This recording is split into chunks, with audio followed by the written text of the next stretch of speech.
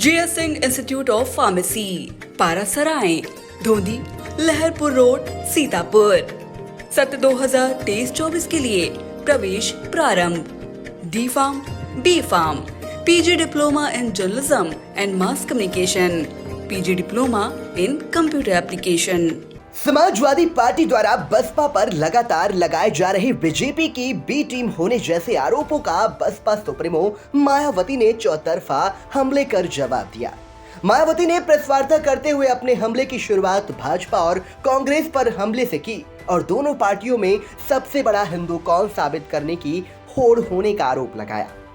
Baspa supremo ने कहा कि भाजपा और कांग्रेस में इस बात की लड़ाई चल रही है कि सबसे बड़ा हिंदूवादी और हिंदू भक्त कौन है और कौन पूजा पाठ करने में माहिर है। उन्होंने इसी बहाने अल्पसंख्यक वोट को ध्यान में रखते हुए कहा कि देश में मुस्लिम, सिख, ईसाई, बौद्ध आदि अन्य धर्मों के लोग भी रहते हैं। ये दोनों पार्टियां हिंदू धर्म को छोड़कर अन्य धर्मों की उपेक्षा कर रही हैं। हिंदू वोटर को भी बैलेंस रखने के लिए मायावती ये कहना नहीं भूली कि बीएसपी सबका सम्मान करती है। उन्होंने विभिन्न धर्मों के ऐतिहासिक स्थलों और इतिहास से छेड़छाड़ का आरोप लगाते हुए कहा कि धार्मिक द्वेष भावना से यह किया जा रहा है, जबकि सबका सम्मान होना चाहिए क्योंकि इसका समाज पर बुरा प्रभाव पड़ रहा है और कानून व्यवस्था बिगड़ती है।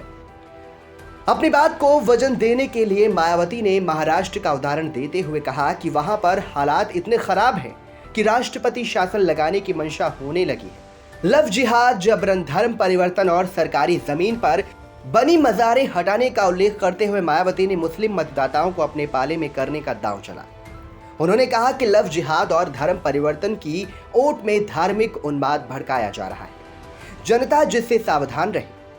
साथ ही मज़ारें हटाने पर बसपा प्रमुख ने कहा कि जब ये मज़ारें सरकारी जमीन पर बन रही थी तब हटाने वाले कहां थे, इन्हें बनते समय क्यों नहीं रोका गया।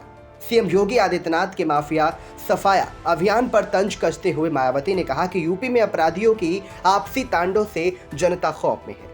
बसपा प्रमुख ने अपनी प्रेस वार्ता में राजस्थान, छत्तीसगढ़, तेलंगाना और मध्य प्रदेश, जहां कुछ समय बाद विधानसभा चुनाव होने हैं, उसका भी उल्लेख किया। इन प्रांतों की सरकारों पर उन्होंने किसानों, कर्मचारियों, दलितों, आदिवासी, पिछड़ों उत्पीड़न का आरोप लगाया और कहा कि बसपा इन चारों राज्यों में पूरी तैयारी के साथ चुनाव में उतर रही है। जनता को जागरूक किया जाएगा। अपनी इस तैयारी का खुलासा करते हुए मायावती ने कहा कि चुनाव की जिम्मेदारी केंद्रीय यूनिट पर होगी जो उनके दिशा निर्देशन में काम करेगी। इसके लिए पार्टी के राष्ट्रीय कोऑर्डिनेटर आकाश आनंद और चारों राज्यों के केंद्रीय कोऑर्डिनेटर के साथ राज्यसभा सांसद रामजी गौतम को भी लगाया हुआ है।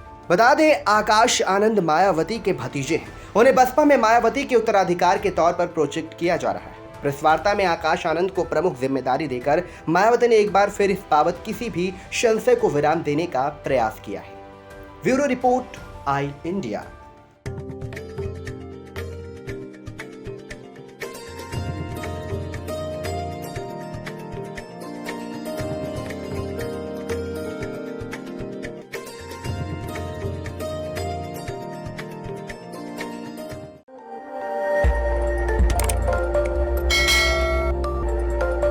खबर आपकी, नजर हमारी।